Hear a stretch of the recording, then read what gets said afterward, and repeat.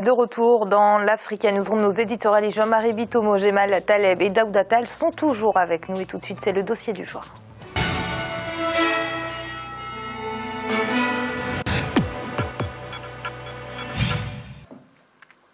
Les femmes sont restées pendant trop longtemps en marge du développement du continent car confrontées à trop de préjugés. Aujourd'hui, elles sont davantage présentes à travers de nombreux secteurs. Et bien que leur évolution au sein de la société et dans le monde du travail est incontestable, les efforts à fournir par la société et par l'État pour faire de la femme un véritable facteur de développement économique sont encore très nombreux. Reportage de notre correspondant au Rwanda, Olive Adjakotan. L'entrepreneuriat féminin est en plein essor sur le continent africain. Les femmes chefs d'entreprise sont de plus en plus actives dans divers secteurs d'activité et s'affirment comme de meilleures responsables d'entreprise. Au Maroc, au Burkina Faso et au Rwanda par exemple, elles sont présentes. Grâce à des affaires florissantes, elles contribuent à l'essor économique des pays et offrent une alternative crédible à la question du chômage. Quel est le secret de cette montée de l'entrepreneuriat féminin en Afrique ? Les femmes d'affaires africaines arrivent-elles à s'en sortir? Quelles sont les perspectives de cet entrepreneuriat? Au Rwanda, la Fédération du secteur privé a même dédié exclusivement une chambre aux femmes entrepreneuses. Un organe qui compte à ce jour environ 2000 femmes d'affaires du pays des 1000 collines et qui a pour principale mission de rehausser le niveau de l'entrepreneuriat chez la population féminine. Et pour la prospérité des affaires des femmes, une politique adéquate est mise en place. Sur le terrain, on rencontre les femmes, on analyse leur business, le progrès, on leur donne des témoignages des autres femmes qui ont réussi. On voit un peu où se situent les faiblesses dans la gestion de leur business. On les accompagne dans leur business. On essaie de faire pour le mieux, pour qu'elles puissent avancer et surtout pas être découragées par des contraintes qui sont des incidents de parcours comme dans tout autre métier. Ici à Djikondo, dans un quartier de Kigali, plusieurs femmes ont été remarquées à la tête d'entreprises florissantes depuis les 10 dernières années. Elles embauchent de nombreux jeunes et leurs différentes sociétés offrent surtout des prestations dans le secteur des services et de l'import-export. Les affaires en général, ça se porte à l'amiable. Je dirais bien, mais il y a certaines difficultés. Quelquefois, avoir des opportunités, c'est un peu rare. Si tu raccroches un contrat, c'est bon. Les autres femmes encouragées pour faire un travail de gouvernement, c'est un bon travail parce que vous ouvrez la tête, vous faites une activité comme les hommes, il n'y a pas de problème. Au Burkina Faso aussi, l'entrepreneuriat féminin a pris une nouvelle tournure ces dernières années grâce à des femmes battantes. Certaines femmes forcent l'admiration en faisant même carrière dans le bâtiment, un secteur où on ne trouvait que des hommes. La présence des femmes est également remarquable, notamment dans la filière karité. Le pays des hommes intègres produit en quantité suffisante les noix de karité. Et la population féminine saisit ces différentes opportunités pour une réelle émancipation. Mon parcours personnel est parlant, je n'ai pas eu la chance d'aller à l'école. Ma famille non plus n'était pas une famille de commerçants pour que je puisse apprendre l'entrepreneuriat. C'est ma seule volonté qui m'a poussée à entreprendre et donc j'encourage les jeunes à s'y mettre. Et lorsqu'une activité te permet d'avoir une petite économie de 25 ou 50, préserve-la car c'est dans cela que viendra ton salut. Je suis rentrée dans le bâtiment début 1978 et aujourd'hui, j'ai 55 ans. Vous comprenez que je ne vais pas quand même périr dans ce secteur. J'ai ma fille qui est en train de prendre la relève, mais aujourd'hui, je veux laisser une marque dans ce domaine. L'entrepreneuriat des femmes est donc dynamique sur le continent, mais la majorité des femmes évoluent encore dans l'informel et dans le secteur agricole. D'autres défis d'ordre financier et culturel restent encore d'actualité. Moi, aujourd'hui, je suis à un niveau où peut-être je n'ai pas besoin d'aller voir un financier pour demander 150 millions, 100 millions pour pouvoir accéder à un marché, à une caution bancaire. Mais aujourd'hui, il y en a qui n'ont pas ce montant pour répondre à un appel d'offres. Elles n'ont pas accès aux finances. Les femmes n'ont pas accès aux finances. Et c'est là où il va falloir relever le défi. Et je suis prête à le faire avec ces femmes. Il y a des femmes qui rencontrent des problèmes pour les voyages parce que leurs maris ont des vieilles cultures de dire non, ma femme ne peut pas aller à Dubaï toute seule ou on part ensemble. Ce sont des exceptions, mais dans l'ensemble, je crois que la population rwandaise a compris. Les femmes accèdent désormais à d'importants postes de décision dans divers pays en Afrique grâce à leurs compétences. Une aubaine pour améliorer la condition féminine dans les affaires, mais surtout valoriser l'entrepreneuriat chez les jeunes filles. Sur le genre, on a aussi l'obligation de faire réussir aussi toutes les femmes avec nous, les femmes entrepreneurs, les jeunes filles, et de se dire si on peut contribuer aussi peu soit-il à faire changer les mentalités. Les femmes africaines sont donc décidées à jouer un rôle important dans le développement du continent à travers l'entrepreneuriat. Elles disposent de compétences nécessaires pour une transformation économique durable de l'Afrique et l'amélioration de la vie sociale sur le continent. Alors, j'ai mal être une femme aujourd'hui dans la société, c'est difficile, hein, vous êtes un homme bien évidemment, mais je vous pose quand même la question. Alors dans le monde du travail, ça doit être encore plus difficile, justement, quand on vise des postes à haute responsabilité? Incontestablement. Même dans les pays développés, je commence par cela. Quand même vous aurez voté une loi sur la parité, et vous aurez donc des conseils départementaux ou locaux à égalité donc dans les assemblées. Dans les pouvoirs exécutifs, vous n'avez souvent pas de femmes. Et quand vous en avez une ou deux.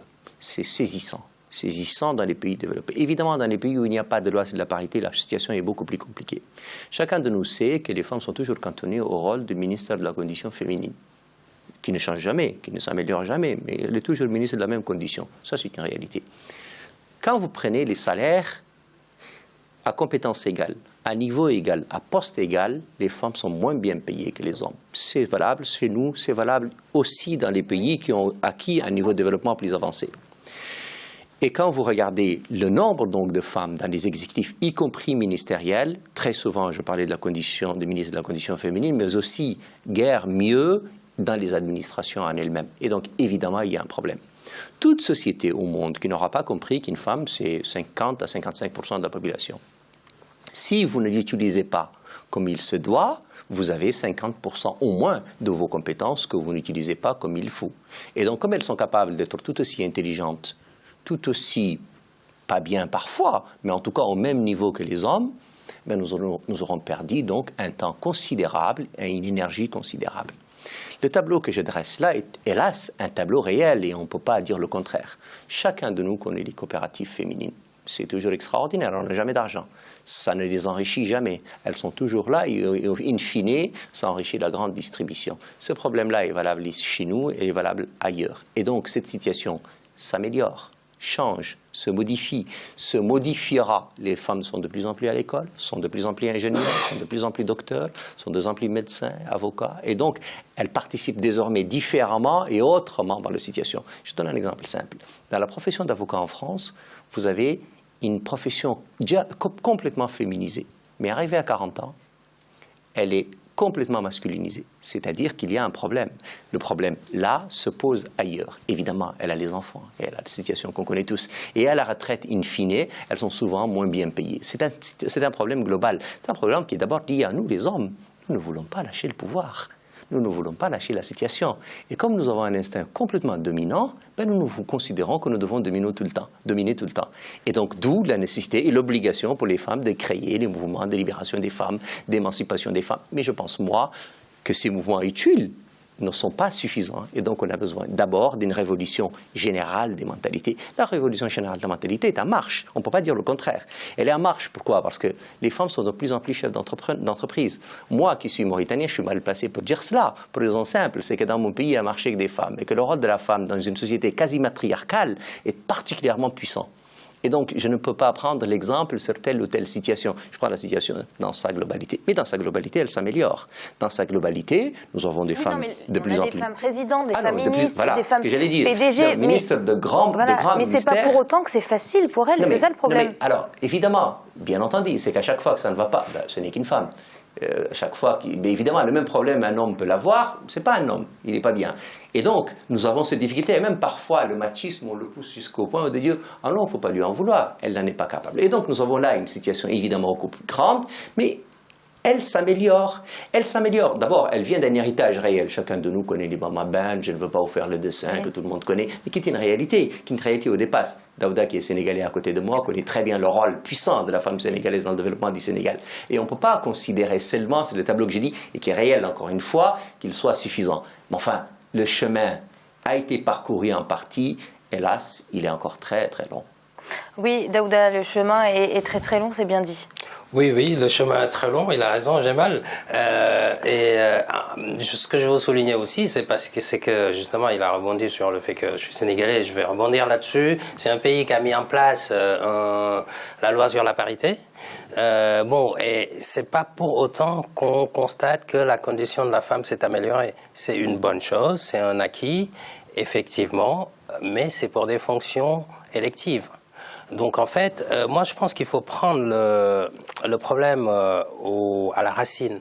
C'est-à-dire que aujourd'hui, en termes de taux de scolarisation, on a les garçons représentent plus que les femmes en termes de taux de scolarisation. Or, le pouvoir aujourd'hui, on le sait, le pouvoir c'est l'information, le pouvoir c'est la compétence et un certain nombre de choses comme ça. Donc si on rééquilibre pas au niveau de tout ce qui est accès à l'éducation, accès aux soins de santé notamment, parce qu'on a aussi des femmes qui meurent parce qu'elles accouchent, etc. Donc tout ça c'est quand même des problèmes récurrents. La pénibilité du travail dans certaines zones africaines, c'est aussi un élément. Donc pour moi, c'est sur tous ces éléments-là sur lesquels il faut jouer avec des politiques publiques efficaces, de façon à au moins essayer de remettre en niveau cette question genre. C'est-à-dire qu'essayer, en tout cas, l'écart qui sépare les hommes des femmes en termes de compétences, en termes d'accès à l'éducation, d'accès aux soins de santé, d'accès à des activités génératrices de revenus, d'essayer de rééquilibrer ça. Il n'y a que comme ça que la femme peut se trouver une place de choix dans la société. Mais tant qu'il y a parce que les inégalités économiques qu'on constate en Afrique, elles touchent d'abord les femmes. Il y a des inégalités entre riches et pauvres, mais ça augmente aussi quand on veut comparer le niveau des hommes et le niveau des femmes au sein de nos sociétés. Et ça, c'est un vrai problème. Donc moi, je suis pour attaquer les choses à la source et pas de faire des conférences par-ci, par-là, des lois un peu folkloriques parfois, même si c'est des avancées qu'il faut saluer, mais de toute façon, doter aux femmes les éléments qui leur permettent d'exister. Exactement. Alors, Jean-Marie Daouda pointait du doigt justement ce taux de scolarisation qui peut être très faible chez les jeunes filles dans certains pays d'Afrique, mais aussi également ce problème d'éducation, peut-être éduquer les hommes, leur faire comprendre que leur femme a le droit, autant qu'eux, d'aller au travail et d'avoir de hautes responsabilités. C'était bien dit dans le reportage, cette femme qui disait, voilà, c'est une femme d'affaires, mais son mari va lui dire « Ah, mais pourquoi tu vas à Dubaï ?» Fanny, Amira, pardon. Nous nous retrouvons là, comment dirais-je, dans la problématique habituelle. C'est-à-dire, Jamal a bien fait l'exposé. Nous nous trouvons dans une société patriarcale dans laquelle on estime que le rôle de la femme, c'est-à-dire son rôle secondaire. Donc à partir de là, il faut se rendre compte que l'humanité est plus à 50, comme il a donné, 50-55% composée de femmes. Nous, en Afrique, si nous passons, si vous voulez, de cette immense richesse de notre population pour notre développement, c'est un problème qui va nous retomber dessus à un moment ou à un autre. Tout simplement pourquoi? Parce que quand on regarde, avant cette émission, j'étais en train de regarder une étude de l'OIT. L'OIT, l'Organisation internationale du travail, a fait une recherche, c'est-à-dire essayer de mettre les femmes au travail dans les pays africains. Quel a été le résultat? Le résultat a été le suivant, c'est que les femmes, dès l'instant qu'on passe du secteur informel et qu'on formalise, si vous voulez, les activités féminines, doublent les bénéfices, si vous voulez, de leur activité en l'espace d'un an. Ça veut dire qu'il y a un supplément de revenus en termes de bénéfices, en termes d'activité entrepreneuriale de 50% de plus. Et les hommes, c'est largement en dessous par rapport aux femmes. Donc déjà, en termes gestionnels, les femmes vous avez cet avantage à Amira sur nous, c'est que vous gérez déjà tout à la maison. Et gérer une entreprise en dehors de l'aspect juridique du droit et tout ce qu'il faut. Vous avez entendu dans le reportage tout à l'heure une dame qui disait « j'ai pas été à l'école ».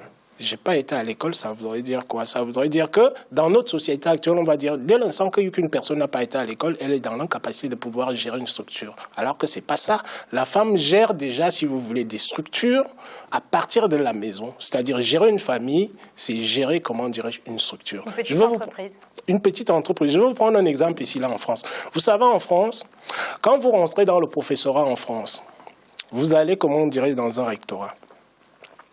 Vous avez un homme et une femme. Mais la femme a des avantages, si vous voulez, en termes d'avancement au niveau de l'éducation nationale, tout simplement parce qu'elle gère la famille.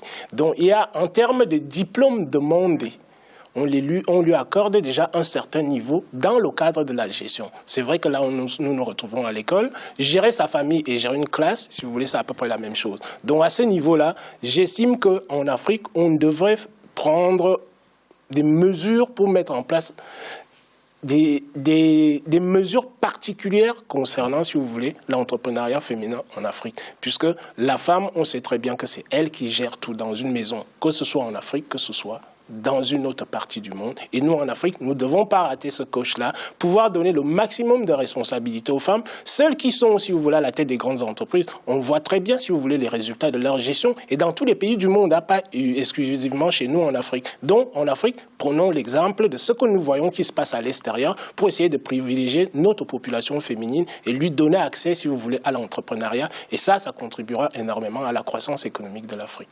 Alors, Gemal, le constat est fait, hein, les femmes n'ont pas véritablement de place dans le développement économique du continent. Quel levier l'État doit-il actionner aujourd'hui pour dynamiser ce rôle? Alors moi, j'ai une Bible dans ce domaine, il s'appelle Tidjani Thiam. Quand on pose la question à Tidjani Thiam sur le continent africain, il a une réponse toute simple. L'école, l'école, l'école. C'est pas compliqué. Si vous voulez que ça marche, regardez Amira, vous comprendrez le produit que les femmes peuvent donner quand elles vont à l'école. Et on comprend tout. Moi, je viens d'un pays où la ministre des Affaires étrangères est une femme. Celle de 2 fois avant est aussi une femme qui est toujours ministre. Croyez-moi, c'est des femmes d'un tempérament absolument extraordinaire. Et quand vous voulez toujours prendre des individualités, il n'y a pas la question. Cher Jean-Marie, la question, ce n'est pas de les laisser à la maison, justement de les sortir de la maison. Et donc l'idée, c'est que tant qu'on n'a pas atteint ce niveau-là, on ne comprendra pas. Regardez les statistiques de l'OIT, mais d'autres statistiques de la CNUSET.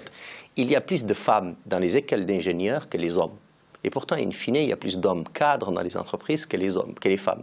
Et il y a plus du niveau des postes de responsabilité à haut niveau d'hommes que de femmes. Et quand elles sont, encore une fois, je le disais tout à l'heure, à un niveau équivalent, le salaire de l'homme est plus important. C'est-à-dire qu'on a un vrai problème. Et le problème, encore une fois, pour qu'on le règle, je n'ai pas de solution et je ne suis pas capable de la trouver, elle est par la loi d'abord. Et ce n'est pas folklorique, cher Daouda, du tout. Ça s'est passé au Sénégal, ça s'est passé dans mon pays, ça s'est passé au Rwanda, ça s'est passé dans beaucoup d'autres pays. Et une loi qui exige que dans les élections, les femmes soient à un niveau d'éligibilité. Il faudrait que des lois supplémentaires soient aussi à un niveau de responsabilité de salaire. Le reste, l'école le fera. Merci Gemal, ce sera le mot de la fin pour cette deuxième partie puisque c'est le temps de marquer une courte pause. On se retrouve dans quelques instants pour la suite de l'Africa Newsroom. À tout de suite.